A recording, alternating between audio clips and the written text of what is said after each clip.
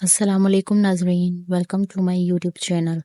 مزید اس طرح کی ویڈیوز دیکھنے کے لیے ہمارے چینل کو سبسکرائب کریں، ویڈیو کو لائک کریں، کمنٹ کریں اور شیئر کریں۔ شکریہ۔ ایک ایسی لڑکی کی کہانی جو جنات کی ایک قسم جو سانپوں کا روپ دھار کر رہتی ہے کا شکار ہو کر حد سے زیادہ زہریلی ہو جاتی ہے، جس کے نتیجے میں المناک واقعات جنم لیتے ہیں۔ چل نرجس، جلدی سے چل، کہیں ایسا نہ ہو کہ ہماری باری آنے سے پہلے سب کچھ ختم ہو جائے۔ نرجس بولی، ماں آپ نے منّے کو کیوں اٹھا لیا؟ وہاں پتہ نہیں کتنا ٹائم لگے گا اور لوگوں کی لمبی لائن بھی ہوتی ہے، ہم کھڑے کھڑے تھک جائیں گے، پھر آج گرمی بھی بہت زیادہ ہے۔ تو صحیح کہہ رہی ہے نرجس، مگر میں منّے کو کہاں چھوڑ کر آتی؟ تمہیں اپنے باپ کا تو پتہ ہے، وہ کہیں پڑا ہوگا نشہ کر کے، پھر اس کا خیال کون کرے گا؟ چل جلدی سے کچھ آگے چل، کہیں دیر نہ ہو جائے۔ وہ دیکھ ہم سے آگے رضیہ بی بی کیسے بھاگ کر جا رہی ہے، اور سامنے دیکھ لو سکینہ نے تو دوڑ لگائی ہوئی ہے، ایک ہم ہی ہیں جو اتنی آہستہ آہستہ چل رہی ہیں۔ یہ کہہ کر ماں تیزی سے آگے بڑھنے لگی، مگر منّے کو اٹھانے کی وجہ سے تھوڑی ہی دیر میں ہانپنے لگی۔ نرجس نے آگے بڑھ کر منّے کو اٹھا لیا، پھر کہا، چلو ماں، آدھا راستہ میں اٹھاؤں گی اور آدھا راستہ آپ اٹھا لینا۔ یہ کہہ کر نرجس تیزی سے چلنے لگی۔ ان کی منزل ابھی 20 منٹ کے فاصلے پر تھی، جہاں سیلاب زدگان کے لیے راشن تقسیم کیا جا رہا تھا۔ ایک ہفتے سے راشن تقسیم ہو رہا تھا، مگر نرجس اور اس کی ماں بانو کو اب پتہ چلا تھا راشن ملک کی سب سے بڑی سیاسی جماعت کی جانب سے تقسیم کیا جا رہا تھا، اور یہ تقسیم ان کے سیاسی کارکنان کر رہے تھے۔ اس لیے آج انہوں نے راشن جا کر لینے کا فیصلہ کیا، کیونکہ سیلابی بارشوں کی وجہ سے ان کے گھر کی چار دیواری ٹوٹ چکی تھی۔ گھر میں کھانے پینے کا تمام سامان ختم ہو چکا تھا۔ بانو کا شوہر سلیم نشے کا عادی تھا، اپنا نشہ وہ چوری چکاری کر کے پورا کرتا، جبکہ گھر کے خرچے کے لیے بانو محنت مزدوری کرتی، اپنا اور اپنے 2 بچوں کا پیٹ پالتی۔ اس غربت اور تنگ دستی کے باوجود سیلابی بارشوں نے ان کی چھت ہی چھین لی۔ سلیم کو کوئی فکر نہیں تھی کہ بانو کے ساتھ اس کی جوان بیٹی نرجس کے سر پر چھت نہیں رہی، اسے تو بس اپنے نشے کی فکر ہوتی کہ کسی نہ کسی طرح وہ پورا ہوتا رہے، چاہے پوری دنیا بھاڑ میں چلی جائے، اسے کوئی پرواہ نہیں تھی۔ منّے کو اٹھا کر چلتے ہوئے نرجس تھوڑی ہی دیر میں ہانپنے لگی، کیونکہ وہ نرم و نازک اور وہ معصوم سی 16 سالہ لڑکی ہے جو گھر سے باہر کبھی بھی نہیں نکلی، مگر آج مجبوری کی وجہ سے ماں کے ساتھ چلی آئی کہ شاید ماں کے ساتھ اسے بھی الگ سے راشن کا پیکٹ مل جائے۔ آدھا سفر طے کرنے کے بعد ماں نے منّے کو نرجس سے لے لیا۔ تھوڑی دیر بعد وہ راشن تقسیم والی جگہ پر پہنچ گئے۔ لوگوں کی لمبی لائن تھی، ایک طرف خواتین کھڑی تھی اور ایک طرف مرد لائن بنائے کھڑے تھے۔ وہ دونوں جا کر خواتین والی لائن میں کھڑی ہو گئی اور اپنی باری آنے کا انتظار کرنے لگی۔ تمام خواتین جو ان کے سامنے لائن میں کھڑی تھی آہستہ آہستہ اپنا راشن کے پیکٹ لے کر روانہ ہوتی جا رہی تھی۔ ہم دونوں ماں بیٹی بھی بے تابی سے اپنی باری کا انتظار کرنے لگی۔ ہم دونوں بالکل آخر میں کھڑی تھی، اس لیے کافی دیر ہوتی جا رہی تھی ہماری باری آنے میں۔ اب ہمارے سامنے سے 2 خواتین تھیں، ان کے بعد ہماری باری آنی تھی۔ پیاس سے ہمارا گلا خشک ہو چکا تھا، بھوک بھی شدید لگی ہوئی تھی، کیونکہ آج صبح کھانے میں کچھ بھی نہیں تھا، اس لیے ہم صبح سے بھوکی پیاسی تھی۔ تاہم ہم تھوڑی سی دیر سے امید تھی کہ راشن لے کر فوراً گھر جائیں گی اور کچھ پکا کر کھائیں گے۔ جب آخر 2 عورتیں نے اپنا راشن کا پیکٹ پکڑا تو ہم ماں بیٹی آگے آئیں، جبکہ اس دوران لاؤڈ اسپیکر میں یہ اعلان کیا جا رہا تھا کہ آپ سب لوگوں کو راشن مبارک ہو، ہم نے سب کو ان کے 2 ٹوکن کے مطابق تقسیم کر دیا ہے۔ پھر سب لوگ اپنا اپنا پیکٹ پکڑ کر نکلنے لگے، جبکہ ہم حیرت سے ادھر ادھر دیکھنے لگے کہ آخر ہمیں راشن کیوں نہیں دیا جا رہا۔ پھر ماں نے آگے بڑھ کر ایک بندے سے پوچھا، بھائی صاحب ہمیں راشن کیوں نہیں دیا جا رہا؟ ہم تو کب سے لائن میں کھڑی ہیں۔ وہ ایک ادھیڑ عمر آدمی تھا جس کی لمبی داڑھی اس کے معزز ہونے کا اشارہ کر رہی تھی۔ اس نے عجیب سے انداز میں دونوں ماں بیٹی کو گھورتے ہوئے کہا، لاؤ اپنا ٹوکن مجھے دو، میں بھی لے کر آتا ہوں تم دونوں کا راشن۔ اس نے اپنی اینک نیچے سرکائی اور بڑی دلچسپی سے نرجس کو گھورتے ہوئے کہا۔ پھر ماں بولی، بھائی صاحب ہمارے پاس ٹوکن تو کوئی نہیں ہے۔ اچھا یہ کہاں سے مل رہا ہے، میں ابھی جا کر لے آتی ہوں۔ وہ آدمی بولا، ٹوکن ہم نے 1 ہفتہ پہلے چلائے تھے، تم دونوں اس وقت کہاں تھی؟ اب سب کچھ ختم ہو گیا ہے، تم دونوں اب چلی جاؤ۔ یہ کہہ کر وہ آدمی جانے کے لیے جو ہی آگے بڑھا، ماں نے اسے پیچھے سے پکارا، صاحب جی میری بات سنیں، ہم بہت مستحق ہیں اور ہمارے پاس کھانے کو کچھ بھی نہیں ہے، آپ ہمیں ایک پیکٹ ہی لا دیں، آپ کی بڑی مہربانی ہوگی۔ پھر اس نے نرجس کو گھورتے ہوئے اپنی جیب سے ایک ٹوکن نکالا، اس کے ہاتھ پر رکھتے ہوئے کہا، 2 گھنٹے یہی بیٹھ کر انتظار کرو، جب بلایا جائے تو پیکٹ لینے صرف تم اندر آ جانا۔ نرجس نے خوشی سے ٹوکن لے لیا، پھر کہا، شکریہ چاچا۔ پھر دونوں ماں بیٹی بیٹھ کر انتظار کرنے لگے۔ منا بہت بھوکا تھا، وہ رو رہا تھا۔ نرجس بھاگ کر گئی، سامنے مٹکے سے پانی کا گلاس بھر کر لائی، پھر منّے کو پلایا۔ تھوڑی ہی دیر میں جب وہ چپ کر کے ماں کو تکنے لگا، انہیں بیٹھے ہوئے 2 گھنٹے سے زیادہ ہو گئے، کوئی بھی بندہ انہیں بلانے کے لیے نہ آیا۔ फिर थक हार कर बानो ने नरजिस से कहा, चल बेटी, लगता है कोई भी हमारी सुनवाई नहीं करेगा। अब शाम होने को है, बस हमारे नसीब में ही नहीं था। चलो घर चलें। पैदल चलने में आधा घंटा मजीद लग जाएगा। दोनों माँ बेटी मायूस होकर उठने ही लगे थे कि एक आदमी दौड़ता हुआ आकर कहने लगा, आप में से जो नरजिस है साहब से जाकर अपना राशन वाला पैकेट ले लें। नरजिस खुशी खुशी उठी और कहा, अम्मी जान, आप भी मेरे साथ चलें, मैं अकेली नहीं जाऊंगी। फिर वो दोनों साथ साथ चलने लगी। जो ही वो कमरे के नजदीक पहुंची तो चौकीदार बोला, टोकन इस लड़की का है, इसलिए अंदर सिर्फ ये जा सकती है। चुनांचे नरजिस माँ को छोड़कर अंदर कमरे की जानिब बढ़ गई। जो ही वो कमरे में दाखिल हुई, कमरे को बंद कर दिया गया। कमरे में मुकम्मल अंधेरा था। जाते ही इसने शोर मचा दिया, चाचा जी आप कहाँ हैं? मुझे मेरा राशन पैकेट दे दें। ये कमरे में इतना अंधेरा क्यों है? मुझे कुछ दिखाई नहीं दे रहा। कोई है यहाँ? वो मुसलसल बोलती रही और शोर मचाती रही। थोड़ी ही देर में इसकी आवाज़ बंद कर दी गई। जब इसके मुंह पर किसी ने हाथ रख दिया। वो बोलना चाह रही थी मगर इसकी सिर्फ सिसकारी ही निकल सकी। फिर थोड़ी ही देर में इसकी सिसकारियां पूरे कमरे में गूंजने लगीं। इन पांचों के अलावा इसकी सिसकियां सुनने वाला कोई और नहीं था। बानो बाहर बेताबी से नरजिस का इंतजार कर रही थी। उसे अंदर गए हुए 1 घंटा हो गया था मगर अभी तक इसका कुछ पता नहीं था। परेशान होकर इसने बाहर का दरवाजा पीटना शुरू कर दिया। वो मुसलसल दरवाजे को पीटती रही मगर किसी ने इसकी बात पर तवज्जो नहीं दी और ना ही दरवाजा खोला। चौकीदार भी गायब हो चुका था। पूरा ऑफिस खाली पड़ा था। कोई एक बंदा भी नजर नहीं आ रहा था। बानो का दिल बैठा जा रहा था। अब तो शाम की स्याही भी हर सू फैल चुकी थी। वो मुन्ने को गोद में उठाए मुसलसल दरवाजा पीटे जा रही थी। थोड़ी देर बाद दरवाजा खोल दिया गया। नरजिस ने अपने लड़खड़ाते वजूद के साथ राशन का एक पैकेट पकड़े आते हुए नजर आई। फिर इसने कोई बात नहीं की, बस इसकी सिसकियां थी जो थमने का नाम नहीं ले रही थी। क्या हुआ है नरजिस, तुझे बोलती क्यों नहीं? माँ मुसलसल पूछती रही मगर नरजिस सिर्फ सिसकियां लेती रही। लड़खड़ाते कदमों के साथ नरजिस राशन का पैकेट पकड़े माँ के साथ चलती रही। बानो मुसलसल पूछती रही मगर नरजिस बहुत खामोश थी। इसके आंसू मुसलसल गिर रहे थे जबकि सिसकियां थी कि थमने का नाम ही नहीं ले रही थी। इस तरह माँ बेटी घर पहुंची। नरजिस ने राशन माँ को पकड़ाया और खुद अंदर कमरे में भाग गई। माँ बेचारी पूछती रह गई, इसने कुछ नहीं बताया। बानो ने राशन का सामान खोला, इसमें चावल थे, वो निकाले और पकाना शुरू कर दिया। कुछ देर बाद खाना पकाकर वो नरजिस को बुलाने कमरे में गई तो वो सुकून से सो रही थी। बानो काफी देर तक उसे जगाने की कोशिश करती रही मगर इसने बस यही कहा, माँ मुझे भूख नहीं है, आप ये चावल रख दे, मैं सुबह खा लूंगी। फिर बानो दरवाजा बंद करके बाहर आ गई जहाँ वो खुले आसमान के नीचे बैठी हुई थी। क्योंकि इनकी 4 दीवारी बारिशों की नजर हो गई थी, सिर्फ एक कमरा बचा था इनका कुल असासा। इतने में सलीम नशे में चूर होकर घर में दाखिल हुआ। आकर खाना मांगने लगा और गालियां बकने लगा। बानो बेचारी उठी और चावल ला कर दिए। वो खाकर ऊंधा पड़ा लेट गया जबकि बानो बेटी नरजिस की हालत जार पर आंसू बहाने लगी। उसे अंदाजा हो गया था कि राशन के इस पैकेट के बदले इसने क्या खोया था मगर वो ये बात खुद को भी बताने से डर रही थी। एक तो वो नरजिस जिसकी अजीबोगरीब फितरत से बहुत तंग थी। जब वो 7 साल की हुई तो अक्सर वो अकेले में बैठकर खुद से बातें करती रहती। फिर कभी कभी कहती, माँ मुझे कीड़े ने काटा है। फिर कहती, नहीं ये मेरा वहम है। फिर अक्सर औकात ऐसा होता है कि इसका जिस्म पर छोटे छोटे दाने निकल आते। कभी वो दाने गायब हो जाते। बचपन से वो जवानी में आई तो एक दिन बानो से बोली, माँ एक सुनहरे रंग का बड़ा सा कीड़ा मुझे रोज काटने आता है फिर चला जाता है। बानो ने कहा, ठीक है, इस बार अगर वो काटने आए तो मुझे जरूर दिखाना। फिर एक दिन नरजिस ने चीख कर कहा, माँ वो देखो कीड़ा। जब बानो ने देखा तो हैरान रह गई क्योंकि वो कीड़ा नहीं था बल्कि इंतहाई पतला सा सुनहरे रंग का खूबसूरत सांप था जो उसे काट कर रेंगता चला जा रहा था।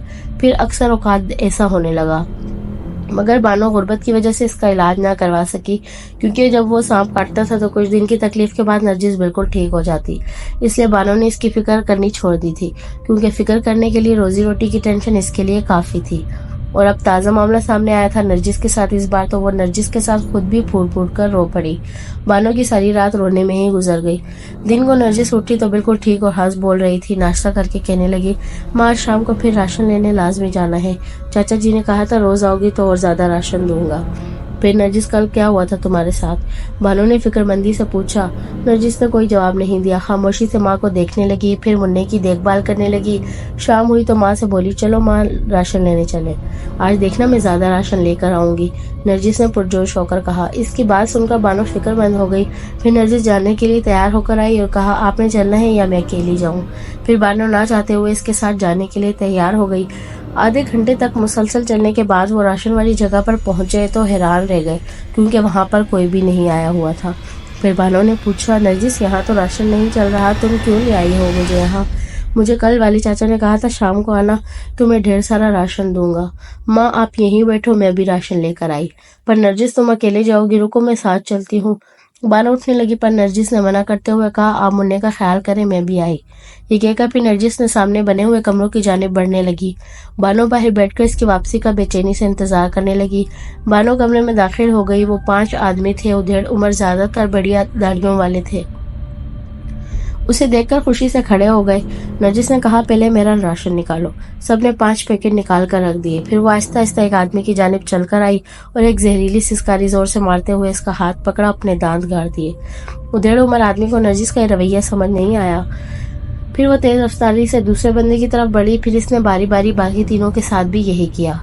देखते ही देखते वो 5 तड़पने लगे। इनकी खुली आंखों में नरजिस के लिए हैरत थी। फिर नरजिस ने एक जहरीली सिसकारी जोर से मारी और अपने पैकेट कमरे से निकाल कर बाहर रखने लगी। फिर माँ को पुकारा और कहा, ये ज्यादा है, इन्हें ले जाने के लिए हमें रक्षा करना पड़ेगा। माँ हैरत से कभी राशन को तो कभी नरजिस को देखती रही। फिर रक्षा लेने चढ़ पड़ी। कुछ देर बाद नरजिस ने जहरीली मुस्कुराहट के साथ अंदर झांका, जहाँ 5 नफूस ठंडे ठंडे पड़े थे। उनके जिस्म नीले हो चुके थे। फिर नरजिस ने अपने साथ लाए हुए छोटे से सुनहरी सांप को अंदर छोड़ा, जो वो अपने बालों में छुपा कर लाई थी। वो खुद सामान उठा कर रक्शे में रखने लगी। फिर जाने से पहले एक बार इसने अंदर झांक कर देखा, मुस्कुराते हुए जहरीली सिसकारी मारी। बहुत सारा राशन का सामान देखकर बानो बहुत फिक्रमंद थी और सोच रही थी कि आखिर इतना सारा राशन इन लोगों ने नरजिस को कैसे दे दिया। ताहम रक्शे में वो चुप करके बैठी रही। फिर इसने यूं ही नजर उठाकर नरजिस की तरफ देखा, जिसके होंठों पर एक जहरीली मुस्कुराहट सजी हुई थी, मगर वो खामोशी से कुछ और ही सोचने में मसरूफ थी। फिर बानो ने नरजिस से पूछा, क्या हुआ, तुम चुप क्यों बैठी हो? नरजिस ने कोई जवाब न दिया, चुप करके रास्ते को देखने लगी और खूबसूरत मनाजिर से लुत्फ अंदोज होने लगी। कुछ देर बाद उनका घर आ गया। रक्शे वाले को पैसे देकर सारा सामान घर में उतरवा लिया। बानो अब भी परेशान थी, आखिर इतना सामान वो लोग हमें कैसे दे सकते हैं, जबकि एक दिन पहले वो हमें एक पैकेट भी नहीं देना चाह रहे थे। और फिर जो कुछ उन्होंने नरजिस के साथ किया वो क्या कम था? मगर नरजिस अभी तक इस सारे मामले में चुप थी और कुछ भी बता नहीं पा रही थी। सामान बानो के हवाले करके नरजिस कमरे में जा घुसी और जाकर सोने की कोशिश करने लगी, मगर नींद इसकी आंखों से कोसों दूर थी। अब माँ ने सारा सामान रख दिया होगा, मुझे जाकर इनकी कुछ मदद करनी चाहिए। ये सोचकर वो उठ खड़ी हुई। घर में किचन के नाम पर एक टूटा फूटा छप्पर था, जहाँ राशन का सामान रखा हुआ था। दीवारें न होने की वजह से वो सामान गैर महफूज था। इसने जल्दी से सामान उठाया और कमरे में जाकर रखने लगी। इस दौरान बानो ने खाना पकाना शुरू कर दिया। नरजिस कमरे में आकर बैठ गई। आज इसका जिस्म बहुत दर्द कर रहा था, क्योंकि अब जो ग़िज़ा उसे रोज मिला करती थी वो शायद अब उसे ना मिला करे, क्योंकि अपनी रोज की दवा को वो कहीं और छोड़ आई थी। ये सोचकर इसने कर्ब से अपनी आंखें बंद की और इस वाक़े से 2 दिन पहले वाले हसीन मंजर में खो गई। ए लड़की, रुक, कहाँ जा रही हो? एक लड़का तेजी से उसे पुकारने लगा। नरजिस अपने सर पर घास की बड़ी सी गठरी उठाई हुई थी। इसने आवाज पर कान ना धरे और कदम तेजी से आगे बढ़ा दिए, मगर उसे अपने पीछे कदमों की तेज आवाज सुनाई देने लगी। लड़का अब बिल्कुल इसके नजदीक पहुंच चुका था। नजदीक आते ही इसने नरजिस का रास्ता रोका और कहने लगा, ए लड़की, क्या तू सलीम नशे की बेटी है? नरजिस ने लड़के को सर से लेकर पांव तक देखा, जो शक्ल से काफी हैंडसम और पढ़ा लिखा लग रहा था। नरजिस ने आज से पहले इतना हसीन मर्द नहीं देखा था। नरजिस ने इस बात में सर हिलाते हुए कहा, क्या काम है आपको मेरे बाप से? लड़के ने नरजिस से कहा, मुझे इससे नहीं, तुमसे काम है। नाजुक अंदाज से नरजिस, जो सर पर इतनी भारी घास की गठरी उठाए खड़ी थी, उकता कर पूछने लगी, क्या काम है? मुझे आपसे एक बात पूछनी है। वो ये कि 2 दिन पहले आपकी बस्ती के नजदीक मुल्क की सबसे बड़ी सियासी जमात ने यहाँ आकर सैलाब ज़दगान के लिए राशन तकसीम किया था। क्या आप गोया आपकी बस्ती में लोगों को राशन मिला था? नरजिस ने इस लड़की को गौर से देखा, फिर कहने लगी, हमें तो नहीं मिला था, बाकी लोगों से आप जाकर खुद पूछ लें। लड़की ने अफसोस से कहा, ओ तो आपको नहीं मिला, ठीक है, आप ये कार्ड ले जाएं, आपको राशन जरूर मिलेगा, क्योंकि अभी 1 हफ्ता मजीद चलेगा सामान। नरजिस ने अपने हाथ में पकड़े हुए कार्ड को देखा, फिर उसे अपने घास वाली गठरी में रख दिया। फिर इसने देखा वो लड़का नरजिस को छोड़कर आगे खेतों में खड़ी हुई दूसरी खातिन के पीछे जाने लगा। नरजिस खुशी खुशी घास की गठरी उठाए अपने घर में दाखिल हो गई। इसकी अम्मा बानो ने भागकर गठरी नीचे उतरवाई। फिर नरजिस गठरी में से कुछ ढूंढने लगी और खुश होकर माँ से कहने लगी, माँ, आज मुझे राशन का कार्ड मिला है, हम कल ही जाकर राशन ले आएंगे। मगर अगले ही लम्हे वो परेशान होकर उठ खड़ी हुई जब पूरी घास वाली गठरी को खोलकर देखा, मगर इसमें से कोई कार्ड बरामद न हुआ। फिर वो मायूस होकर माँ से कहने लगी, مجھے آج ایک لڑکے نے راشن کا کارڈ دیا تھا جو میں راستے میں گرا آئی ہوں، لیکن کوئی بات نہیں، ہم پھر بھی راشن لینے جائیں گے۔ مجھے لگتا ہے وہاں ہمارا نام ضرور درج ہوگا، کیونکہ اس لڑکے نے مجھ سے میرے باپ کا نام بھی پوچھا تھا۔ بانو نرجس کی بات سن کر خاموش ہو گئی، پھر گھاس اٹھا کر اپنی بکریوں کو ڈالنے لگی۔ پھر اگلے دن دونوں ماں بیٹی راشن لینے کے لیے گئی تو ان دونوں کو دھتکار دیا گیا، مگر انہیں آسرا دیا گیا اور پھر راشن کے نام پر وہ ہو گیا جو انہوں نے کبھی سوچا بھی نہیں تھا۔ نرجس کے ساتھ 5 خبیث قسم کے آدمیوں نے زیادتی کی اور راشن کے نام پر ایک پیکٹ پکڑوا کر کمرے سے باہر نکال دیا۔ پھر اگلے ہی دن نرجس نے وہ کیا جو کسی کے وہم و گمان میں بھی نہ تھا۔ اپنے زہریلے ہونے کا صرف اسے ہی پتا تھا اور جسم میں بہت زیادہ زہر ہونے کی وجہ سے اس نے جا کر ان 5 آدمیوں کو اپنے دانتوں سے کاٹ ڈالا۔ پھر ثبوت کے طور پر اپنے ساتھ لائے ہوئے ایک چھوٹے سے سنہرے رنگ کے سانپ کو ان کے کمرے میں چھوڑ دیا اور خود اپنی مرضی سے بہت سارا راشن لے کر ماں کے ساتھ گھر آ گئی۔ یوں وہ ان 5 سے انتقام لے کر بہت زیادہ خوش تھی۔ گھر آتے ہوئے وہ سوچ رہی تھی کہ مجھے پہلے دن ہی ان خبیثوں کو ختم کر دینا چاہیے تھا، مگر جو مجھ سے اس وقت غلطی ہو گئی تھی اس کا ازالہ تو ایسے ہی بنتا تھا۔ یہ سوچ کر نرجس مطمئن ہو گئی اور پھر سوچنے لگی کہ وہ لڑکا کون تھا جس نے مجھے راشن کارڈ دیا تھا، جبکہ مرنے والوں میں وہ تو موجود نہیں تھا۔ پھر آخر کون تھا وہ لڑکا اور مجھے کیسے جانتا تھا؟ اور پھر اس نے باقی عورتوں کو دینے کی بجائے صرف مجھے ہی کیوں وہ راشن کارڈ دیا تھا؟ آخر کیا راز ہے اس میں اور ان مرنے والوں کا وہ لڑکا کیا لگتا ہوگا؟ نرجس یہ سوچ کر پریشان تھی۔ چودھری عبدالجبار سر پکڑے بیٹھا تھا کیونکہ اس کے سامنے اس کے 5 اہم کارندوں کی لاشیں پڑی تھی۔ ابتدائی تحقیقات کے مطابق ان 5 کو کسی زہریلی سانپ نے کاٹ لیا تھا اور اس سانپ کو موقع پر ڈھونڈ کر مار بھی دیا گیا تھا، لیکن ایک بات معمہ بنی ہوئی تھی کہ زہریلی سانپ نے 5 کو ہاتھ پر کاٹا تھا، جبکہ کاٹنے کا نشان انسانی دانتوں کا محسوس ہو رہا تھا۔ اسی شک کو دیکھنے کے لیے چودھری عبدالجبار نے ان 5 کا پوسٹ مارٹم کروایا تھا اور ابھی کچھ دیر بعد اس کی رپورٹ بھی آنے والی تھی۔ چودھری کو ان 5 کی موت کا کافی دکھ ہوا تھا کیونکہ وہ اس کے خاص آدمی تھے، اس لیے وہ ہر قیمت پر جاننا چاہتا تھا کہ آخر سب کو ایک زہریلے سانپ نے ہاتھ پر ہی کیسے کاٹا ہے۔ کچھ دیر بعد انسپکٹر ذیشان کمرے میں داخل ہوا جس کے ہاتھ میں پوسٹ مارٹم رپورٹ تھی۔ چودھری جبار نے بے چینی سے پوچھا، کیا خبر ہے انسپکٹر ذیشان؟ انسپکٹر نے کہا، 5 کی موت بے پناہ زہر سے ہوئی ہے، مگر وہ زہر سانپ کے زہر سے کئی زیادہ ہے، جس کو جاننے سے ہم قاصر ہے، تاہم سب کے ہاتھوں پر انسانی دانتوں کے کاٹنے کے نشان بھی ملے ہیں۔ انسپکٹر کی بات سن کر چودھری کے چہرے پر فکر مندی کے آثار نمودار ہو گئے اور وہ سوچنے لگا کہ معاملہ کچھ اور ہی لگ رہا ہے، جس کا پتہ تو لگانا پڑے گا۔ چودھری عبدالجبار ایک بہت بڑا سیاست دان ہے جو ہر بار اپنی سیاست چمکانے کے لیے ہمیشہ سے مختلف قسم کے سیاسی ہتھ کنڈے استعمال کرتا رہا ہے۔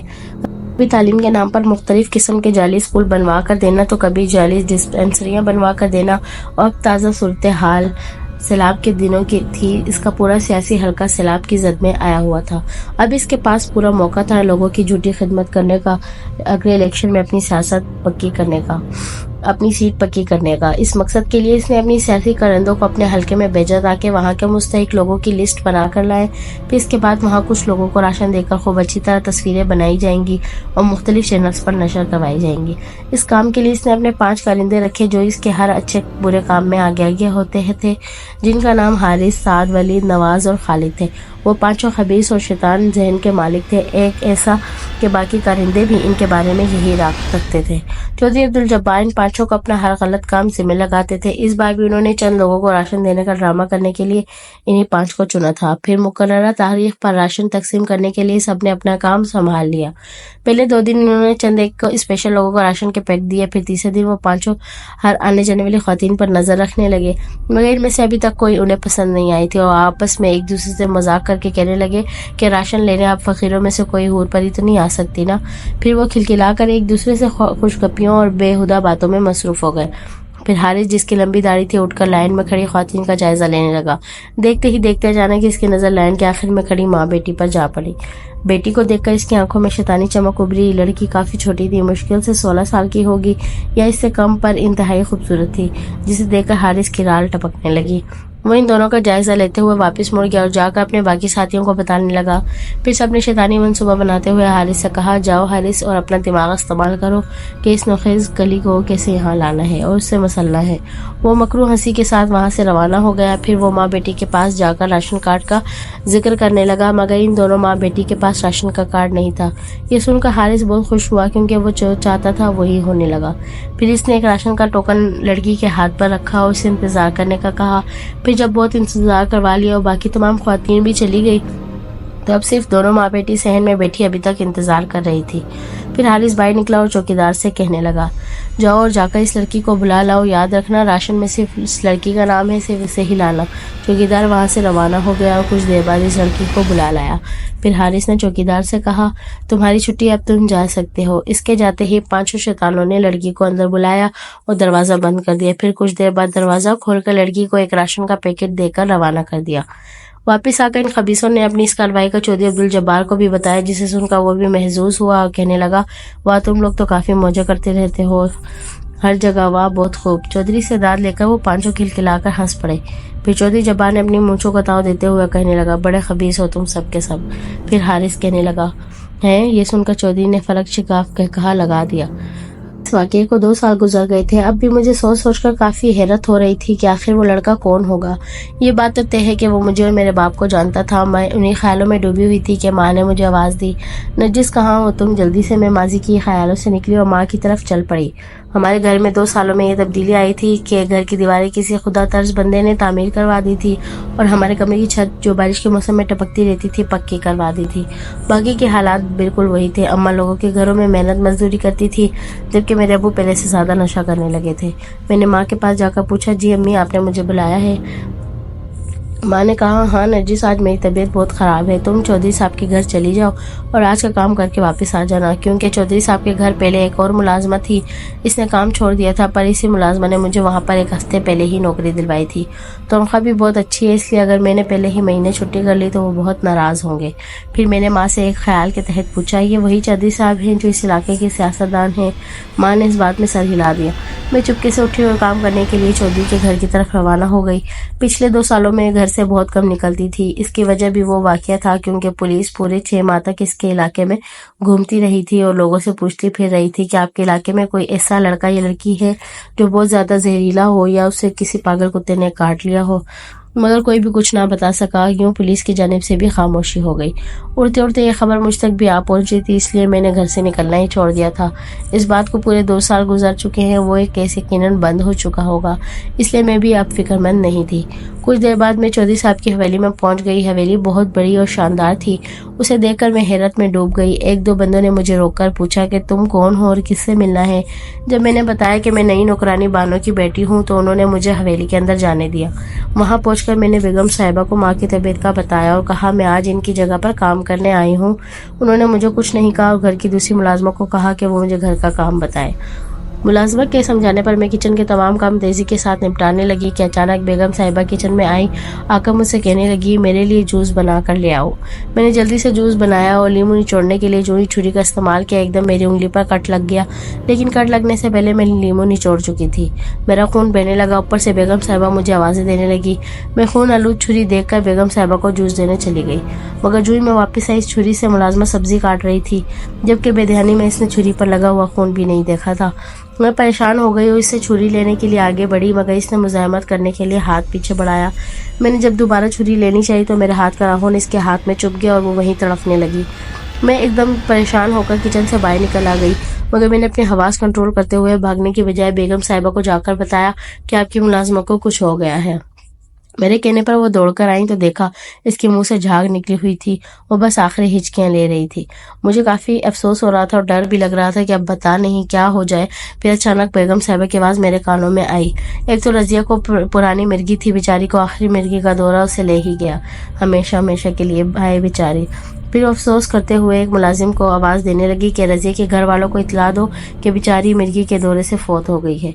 मुझे रजिया के फौत होने का सबसे ज़्यादा गम था। अब मैं अपना ये राज मजीद राज नहीं रखना चाहती थी। मैंने फैसला किया कि आज मैं जाकर माँ को अपने बारे में सब बता दूंगी। इसके बाद मैं कभी भी घर से बाहर नहीं निकलूंगी। आज अगर बेगम साहिबा रजिया का चेकअप करवाने गई तो वजह मिर्गी के दौरे की बजाय जहर निकली। फिर क्या होता मेरा, मैं आखिर ऐसी क्यों हूँ? मैंने इससे तो दिन इन 5 के कमरों में छोड़ा था, फिर वो वहां से कैसे भागकर मेरे पास आया था? मगर मैंने तो सुना था कि इसके सांप को मुका वारदात पर ही मार दिया गया था, मगर ये सच नहीं था, क्योंकि वो तो अब भी मेरे पास रोज आता है और मुझे मेरी खुराक देकर चला जाता है। फौतगी होने की वजह से मैं बेगम साहिबा से छुट्टी लेकर अब अपने घर की तरफ रवाना दवा थी, जबकि ये सोच रही थी कि मेरे अंदर जहर अब रोज बढ़ता जा रहा है। मैं इतनी जहरीली क्यों हूँ? گھر پہنچ کر میں حد سے زیادہ پریشان تھی اور ماں کو اپنے بارے میں سب سچ بتانے کے لیے بے چین تھی، مگر ماں کی حالت اتنی اچھی نہیں تھی کہ میں اپنے بارے میں بتا کر مزید اسے پریشان کروں، اس لیے چپ کر کے میں بیٹھ گئی اور اپنے بارے میں یاد کر کے سوچنے لگی کہ آخر کیا ہوگا میرا مستقبل، میں ایسی زہریلی کیوں ہو گئی ہوں؟ اب مجھے اس سانپ کا کھوج لگانا ہوگا جو مجھے روز کاٹنے آتا ہے پھر چپکے سے نکل جاتا ہے۔ آج میں اس کا ضرور پیچھا کروں گی، چاہے کچھ بھی ہو جائے۔ پھر میں بیٹھ کر اپنے اس سانپ کا انتظار کرنے لگی جو تقریباً ہر روز رات کے وقت سوتے میں آ کر میرے پاؤں پر کاٹ کر جاتا ہے۔ حالانکہ میں اس وقت جاگ رہی ہوتی ہوں، مگر میں نے کبھی اس کا پیچھا کرنے کا نہیں سوچا، کیونکہ رات کے وقت میں کیسے گھر سے نکل کر اس کا پیچھا کر سکتی تھی۔ مگر آج میں نے پکا فیصلہ کیا ہوا تھا کہ ضرور اس کا پیچھا کروں گی اور حقیقت جانوں گی یا اسے جان سے مار دوں گی۔ میں بستر پر لیٹ کر بڑی بے چینی سے اس کا انتظار کرنے لگی۔ میرے ساتھ ہی ماں کی چارپائی تھی، جبکہ رات کے 11 بج چکے تھے، مگر ابو ابھی تک گھر نہیں آئے تھے۔ نشہ کرنے کی وجہ سے وہ اکثر راتوں کو گھر نہیں آتے تھے، اس لیے ہم باہر کا دروازہ ہمیشہ بند کر کے رکھتے تھے۔ پھر جب وہ رات کے وقت آتے تو اماں جا کر دروازہ کھولتی تھی۔ آج بھی رات کے 12 بج چکے تھے، مگر ابو کا کچھ پتہ نہیں تھا۔ سانپ کے آنے میں بھی صرف 10 منٹ ہی رہ گئے تھے کہ میں نے آنکھیں بند کر لی اور اس کے آنے کا انتظار کرنے لگی۔ میں نے اپنا پاؤں ہمیشہ کی طرح چرپائی سے نیچے لٹکا لیا۔ تھوڑی ہی دیر کے بعد میرے پاؤں میں ایک ہلکا سا کاٹنا چبھا روز کی طرح، پھر پورے جسم میں ایک سرور سا پھیل گیا، کیونکہ وہ زہر اب خود میرے لیے بہت ضروری ہو گیا تھا۔ اس لیے میں روز سانپ کے آنے کا انتظار کرتی تھی۔ سانپ مجھے کاٹنے کے بعد آہستہ آہستہ کمرے سے نکل کے باہر کی جانب جانے لگا۔ میں اپنے بستر پر آہستہ سے اٹھی، اس کے پیچھے پیچھے جانے لگی۔ ہمارے گھر سے نکل کر سانپ کی رفتار ایک دم تیز ہو گئی۔ دیکھتے ہی دیکھتے وہ دوڑنے لگا جیسے اسے پاؤں لگ گئے ہوں۔ میں بھی حیران ہو کر اس کے پیچھے پیچھے دوڑنے لگی۔ حیرت کی بات یہ تھی کہ رات کا وقت تھا، مگر میں بالکل بے خوف ہو کر سانپ کے پیچھے چلنے لگی۔ میں نے اپنا منہ بڑی سی چادر کے ساتھ ڈھانپا ہوا تھا تاکہ کوئی مجھے پہچان نہ سکے۔ سانپ کی رفتار اب اور زیادہ ہو گئی تھی، پھر میں بھی تیزی کے ساتھ دوڑنے لگی۔ مجھے آج پتہ چلا تھا کہ میری چال میں چیتے کی سی تیزی آ گئی ہے اور میں یہ جان کر بہت حیرت زدہ تھی۔ حیرت کی بات یہ تھی کہ سانپ مجھے سیدھے راستے پر دوڑائے جا رہا تھا۔ اگر وہ چاہتا تو مجھے کھیتوں میں بھی لے جا سکتا تھا، مگر اس نے ایسا نہیں کیا۔ پھر میں نے دیکھا سانپ میں اور مجھ میں فاصلہ بہت کم رہ گیا ہے، اور میں نے ایک زوردار جست لگائی اور منٹوں میں سانپ کے اوپر جا گری۔ سانپ کو میں نے گردن سے پکڑ کر اپنی طرف کھینچ لیا۔ وہ ایک دم میرے ہاتھوں میں آ کر مچلنے لگا اور آزاد ہونے کی کوشش کرنے لگا۔ مجھے حیرت اس بات کی تھی کہ سانپ مجھ سے کافی ڈرا ہوا تھا۔ میں نے غصے میں آ کر اس کی گردن دبانا شروع کر دی۔ سانپ نے اپنی 2 شاخہ زبان باہر نکالی، پھر اس کے گول گول آنکھوں میں چمک آہستہ آہستہ ماند پڑنے لگی۔ پھر کچھ ہی لمحوں میں نے سانپ کو جبڑوں سے پکڑ کر 2 حصوں میں چیر دیا۔ سانپ تھوڑی دیر تڑپا، پھر ساکت ہو گیا۔ ایسا کر کے مجھے بہت خوشی ہوئی۔ مجھے ایسے لگا جیسے میں نے اپنے سب سے بڑے دشمن کو ختم کر دیا ہو۔ سانپ پالنے کے بعد میں رکی نہیں، بلکہ تیزی سے واپسی کا سفر طے کرنے لگی۔ یہ دیکھ کر میں حیران تھی کہ سانپ کا پیچھا کرتے کرتے میں بہت دور نکل آئی ہوں۔ میں شاید میلوں دوڑ کر آئی تھی۔ پھر میں برق رفتاری کے ساتھ دوڑنا شروع ہو گئی۔ چند لمحوں کے بعد میں نے خود کو اپنے گھر کے دروازے پر پایا۔ جیسے ہی میں گھر میں داخل ہونے لگی، اچانک ہی میرا باپ گھر میں داخل ہو رہا تھا، اور وہ اس وقت نشے میں چور تھا، اس لیے اس نے مجھے نظر اٹھا کر بھی نہ دیکھا۔ میں جلدی سے اسے دیکھ کر دروازے کے پیچھے چھپ گئی اور پھر آہستہ آہستہ چلتے ہوئے اپنے کمرے میں داخل ہو گئی۔ ماں بڑے سکون سے سوئی ہوئی تھی، جبکہ میرے باپ نے یہ بھی نہ پوچھا کہ گھر کا دروازہ کیوں کھلا ہوا تھا۔ وہ آرام سے آ کر چارپائی پہ لیٹا اور بے ہوش ہو گیا۔ میں بھی سونے کی تیاری کرنے لگی کہ اچانک میرا چھوٹا بھائی منا جاگ گیا اور رونے لگا۔ ماں اس کا رونا سن کر فوراً جاگ اٹھی، مگر ماں کے جاگنے سے پہلے ہی میں نے سونے کی ایکٹنگ شروع کر دی۔ میں آج بہت خوش تھی، کیونکہ میں نے اپنے سب سے بڑے دشمن سنہرے سانپ کو بے دردی سے مار ڈالا تھا۔ حالانکہ کل مجھے جب زہریلی خوراک نہیں ملے گی تو نہ جانے میرا کیا بنے، مگر میں یہ اب بالکل نہیں سوچنا چاہتی تھی، کیونکہ رضے کی موت نے میرے حواس مجھ سے چھین لیے تھے اور اب میں مکمل نارمل لڑکی بن کر زندگی گزارنا چاہتی تھی۔ پھر میں سوچنے لگی کہ ہو سکتا ہے اس سانپ کے مرتے ہی میرے جسم میں بھی زہر ختم ہونا شروع ہو جائے۔ اچھی سوچ کے ساتھ ہی میں نیند کی وادیوں میں اتر گئی۔